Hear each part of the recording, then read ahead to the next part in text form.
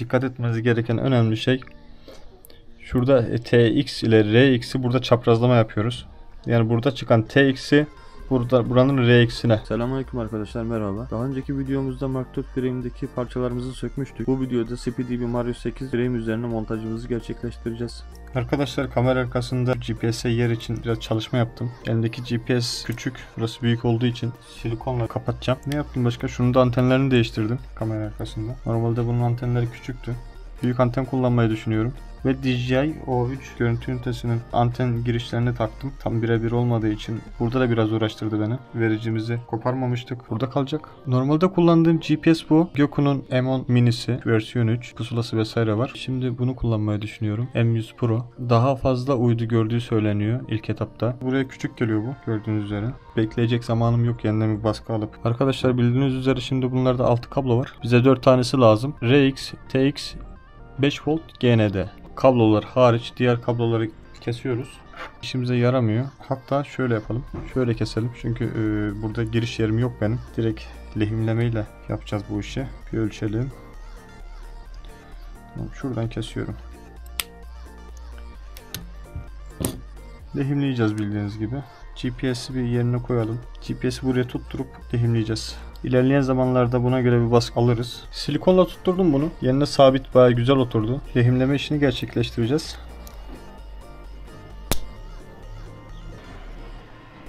Arkadaşlar burada en çok dikkat edeceğiniz olaylardan bir tanesi RX'i TX'e, TX'i RX'e lehimlemeniz. Çapraz lehimleme yapmanız gerekiyor. Göku'nun GPS üzerinde gösterecek olursam TX, RX, GND 5 volt SC, SD yazıyor. Bizim ihtiyacımız olan TX, RX, GND yani eksi 5 volt. Bundan da kestim aynı şekilde. İkisi boş. Verici GPS'i görüntü ünitesini montajlarken dikkat etmeniz gereken önemli şey şurada TX ile RX'i burada çaprazlama yapıyoruz. Yani burada çıkan TX'i buranın RX'ine, buranın RX'ini buranın TX'ine lehimliyoruz. Bunu unutmayın. Yani bunu yapmadığınız takdirde zaten çalışacaktır. Bu tarafın TX'ini buranın RX'ine, oranın RX'ini de buranın TX'ine çaprazlama. Elinizde şöyle bir şablon olacaktır. Bu şablona göre nerede ne olduğunu görebilirsiniz. 5 volt her zaman kırmızıdır. Yine bakmakta fayda var. Bazen olmayabiliyor. Ama bende kırmızı 5 volt. 5 voltu lehimledik. Hemen kenarına bakıyoruz ne var? GND yani siyah. Bunun X'imizi lehimliyoruz.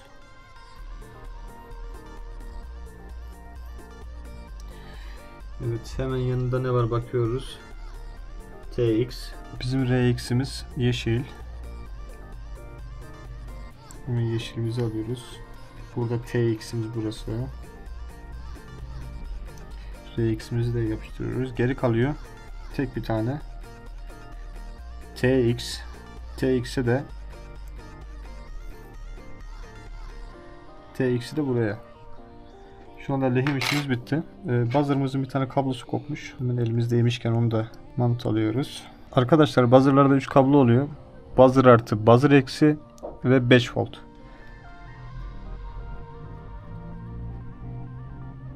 Tamam. O üçümüzü montalayacağız. Zaten orada delikleri var. Burada vidalarını hafiften sıktırıyorsunuz. Evet, bu taraftan. Diğer tarafa da aynı şekilde.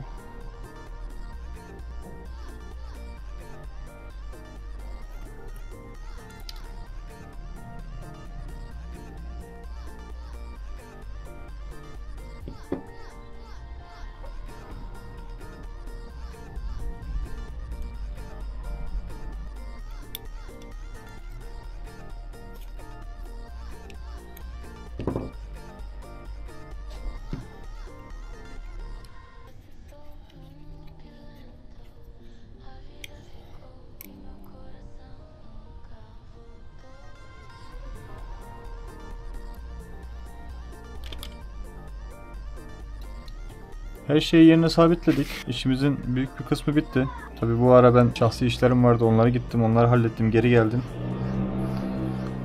İnşallah dışarıdan çok ses gelmiyordur. Bayağı bir gürültülü. Şimdi sizle beraber şu klonumuzun montajını bitireceğiz. Son parçalarını takalım. Üst kapağımızı kapatalım.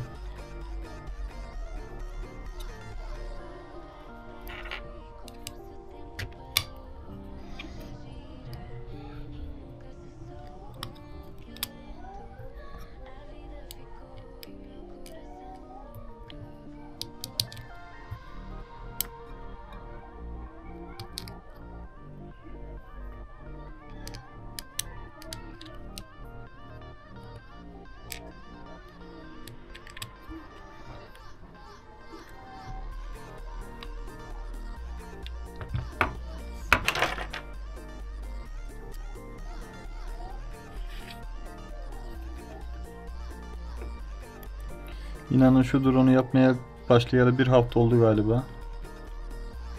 Görüntülerden de belki anlayacaksınız. Evet, şahsi işlerim çıkıyor. Dışarı çıkmak zorunda kalıyorum. Yine ev işleri oluyor. Bir türlü yapamadım.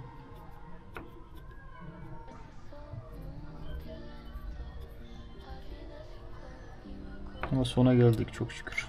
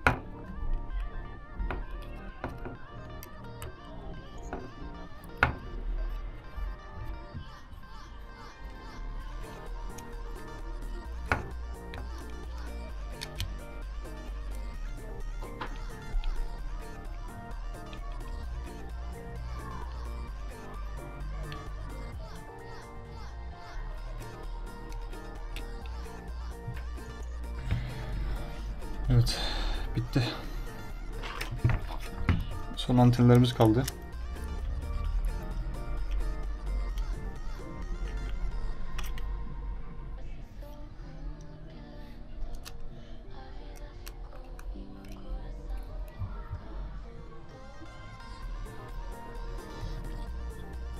Evet arkadaşlar.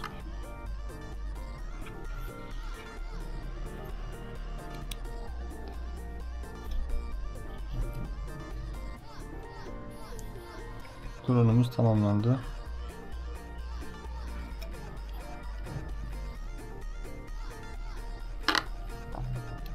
Çok güzel gözüküyor.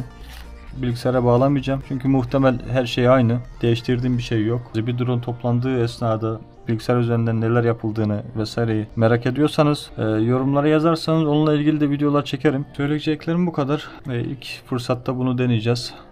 Videosunu yine atarım size. Birkaç gün uçamam büyük ihtimal. Ama ilk uçuşa gittiğimde videosunu çekeceğim yani. Teşekkür ediyorum. İyi günler.